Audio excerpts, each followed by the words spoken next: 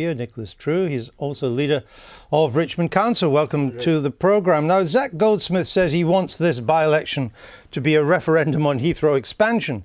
But since his main opponent is also going to be against Heathrow expansion, how can it be a referendum? Well, it's a referendum on whether we want to keep our word. And the fundamental point is Zac Goldsmith gave a commitment, a rare thing in a politician, that he would do what he's done. He's kept his promise. Sure. And we wish to keep him as our MP. If you have a referendum, as we just had on June the 23rd, or we had in Scotland in September of 2014, you get a choice of who you're going to vote for. Now, of the two front runners, if they're both in favour of no Heathrow expansion, and you are in favour of it, who'd you vote for? Well, you vote for the far more effective, competent and proven spokesman against Heathrow, who's Zac Goldsmith. But if you're also, as 70% of the people in Richmond are, against Brexit, why would you vote for a notorious Eurosceptic? Well, look, Zac's been MP since 2010. Incidentally, the question that was asked there was what's more important to the country. I personally think, obviously, Brexit is hugely important to the country rather than a mistaken airport decision. The fact is, everybody in Richmond knows and has known for a long time where Zac Goldsmith stands.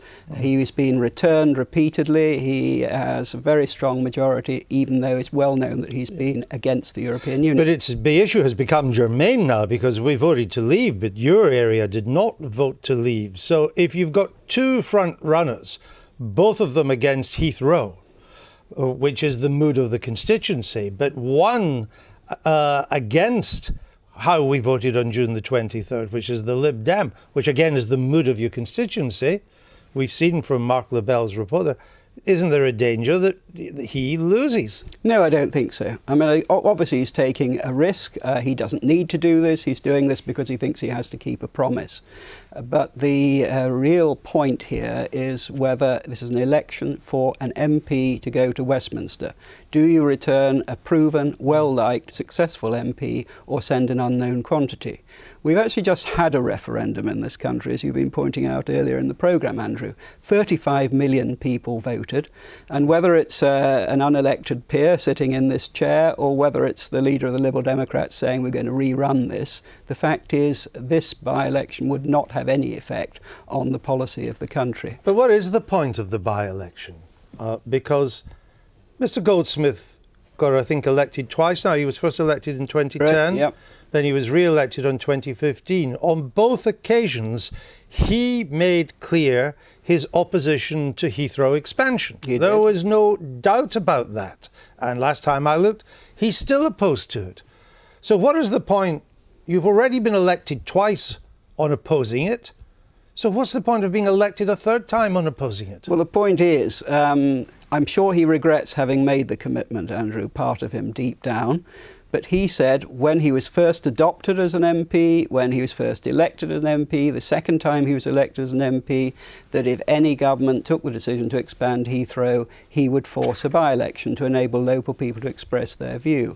Now, it may seem odd, it may seem old-fashioned, but here is a politician who is keeping a promise he's made to his electors. And instead of for falling down on his head and saying, isn't it ridiculous? I think for once, having a politician who keeps his promise, one might actually praise that. But you seem to imply there is maybe a promise he shouldn't have made, since it's clear where he stands and he's been elected twice on it. Do you think he regrets it? Well, I'm sure part of him probably does. Who likes fighting an election? I mean, he had it here as a man with a safe seat in Westminster until 2020. But he has a promise, he feels he has to do this, and I think he should be respected for that. Is your constituent, are the local Tory activists in Richmond, are they happy that there won't be a Tory candidate? Yes, I went to the executive of the association yesterday, and I didn't want to sound hesitant in that yes at all. No, it was a very clear feeling that we have been delighted with Zac Goldsmith as our MP. So the constituency will be behind Mr. Goldsmith? Yes, unquestionably. There will be many, many Conservatives who will be working for Zac Goldsmith, yes. And I hope people of other parties. And I think it's highly regrettable that the Lib Dems actually are dividing a community which means to be united against the immensely powerful interests behind Heathrow. They were hardly going to give you a free run, were they? They had the seat before, didn't they? They must. I mean, they used to have that seat and the one next to it, so they weren't going to give you a free run. Well, principle's not their strongest point, I give you that. Well, I'm sure in their situation that you would have been doing exactly the same. Anyway, let's see what happens on December the 1st.